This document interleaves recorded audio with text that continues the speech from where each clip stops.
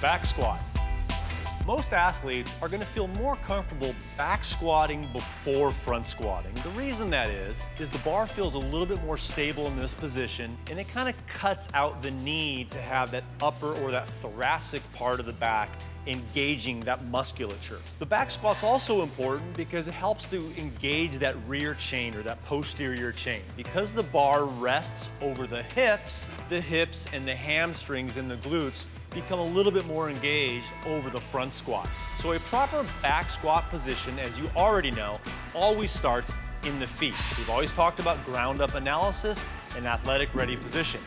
For the back squat, in order to keep the hips open and stable, we always advise athletes to toe out slightly. So this enables them to achieve depth if they are learning how to move properly. The hands are placed just outside of the shoulders. The chest stays up, midline engaged. And in order to have a nice, stable, strong feeling, it's a good idea to cue the athlete to almost grab the floor with their feet while they put slight pressure on their knees to push out during the descent into the movement, and especially as they drive out of that whole position, to put a little bit of pressure by pushing their knees out. Remember, if you cue knees out, always make sure you cue that the feet stay strong in the ground. So here's the other key with the back squat. This is called a high bar back squat. A low bar back squat, the bar is slid down or is a little bit lower on the back. This is an advanced back squat. You won't see a lot of this in the beginning with World Gym Athletics. This requires actually a lot of shoulder mobility. So we like to call this a high bar back squat. It's a great fundamental exercise to get people used to squatting. So let's watch a good quality back squat for 3 repetitions.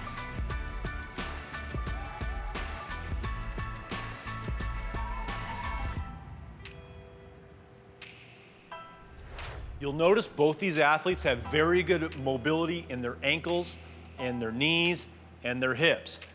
Their ability to achieve depth is what we're looking for. On a proper back squat, feet are just outside of hip, slightly toed out. The chest line remains the same. He's driving vertically with his chest. He's achieving proper depth. You can notice that the feet don't move. It's a very stable position. As you get parallel or below parallel, you start to engage those important muscles. It's the muscles that you can't see when you're looking in the mirror. It's your glute, your hamstrings, and your hips. That's the goal of a back squat. For those of you that know what it feels like to back squat heavy, you'll feel your inner thighs, you'll feel your hamstrings. It's much different than what most people think. A back squat is a valuable squatting exercise. The front squat. Now the front squat's a little tricky because it's more than just a lower body exercise. In fact, a lot of athletes that are new to the front squat will actually complain to you that they're feeling their shoulders or their wrists or their upper back or the mid part of their back. That's not a bad thing, that can be a good thing. That's part of the adaptation process of learning how to properly squat, which is why we often introduce the front squat after the back squat. So you'll notice in the front squat starting position, what does it look like? It's that athletic ready position that we always refer to. What you'll notice here is that their elbows are up. They're maintaining a very nice, stable, high shelf or front rack position. What you'll also notice, they have good shoulder mobility. Part of the goal of our program is to increase shoulder mobility, and the front squat can help to support that. In this position, you'll notice the athletes are holding the barbell in their fingertips. They're in their fingertips because they have the shoulder mobility to hold the barbell in that position. If they did not have the ability to maintain this high position, notice the elbows are level with the chest or even a little bit higher. That's important.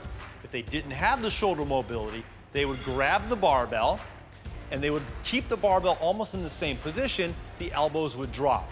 That's okay, we'll work on the shoulder mobility as they get more adapted to the movement.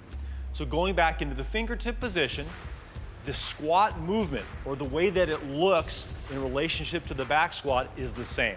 The feet are still set strong in the ground, feet are just outside the hips, you're still thinking about keeping your feet set strong in the ground, driving your knees out, keeping your hips nice and engaged, midline engaged, chest up, gaze forward. Let's watch them front squat. I really want you to watch the position of the chest. Key with the front squat is to keep that bar high on the chest. And again, the closer that barbell is to your midline or general center mass of the body, the more efficient the movement will be. Chest is up, elbows continue to drive up out of the hole position. It's a good idea when you're starting the front squat, starting with PVC pipe, that's fine, and then gradually working up to the barbell. Remember, the front squat is more than just a lower body exercise. It really trains the athlete to engage and get used to what it feels like to get every part of their body moving at the same time. The thruster. This is also called a squat to a press. This is a complex movement or a compound movement. So basically we're starting in a front squat ready position. Again, very athletically set, feet are set strong in the ground. I want you to think about this as two movements into one. We're talking front squat into a press. So all the mechanics stay the same. So remember, with a thruster or a squat to a press, chest is up, we're maintaining that nice high front rack position. The elbows remain at its nice high integrity throughout the movement until the press happens. We go back to that vertical drive out of the forearm. The thruster is a front squat into a press. Remember, it is one movement, not two movements. It's one fluid athletic movement that is compound in nature.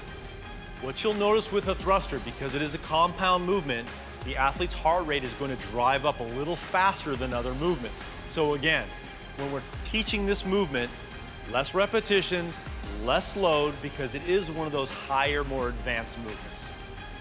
The thruster is a very simple movement. Once the athlete understands how to front squat and press, you can introduce this movement. The overhead squat. This is the last of our squat progressions, and it's definitely the most advanced and the most complex.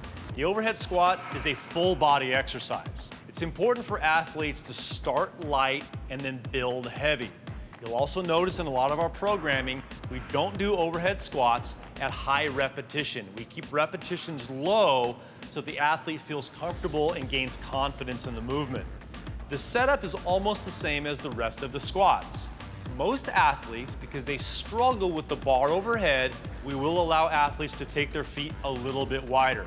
Now, a key on the overhead squat when you're coaching it is to encourage athletes to move a little slower than they think. That will help them with stability. What you'll notice with the athletes is the grip on the bar changes. This is what's called a snatch grip. The snatch grip allows for the glenohumeral joint or the shoulder joint to open up and get more stable. When that bar goes overhead on an overhead squat, we'll encourage the athlete to continue to press the bar overhead. What that does is actually protect the shoulder joint from injury. So again, when the bar gets overhead, throughout the range of the motion of the squat, we're going to encourage our athletes to continue to press up out of the squat.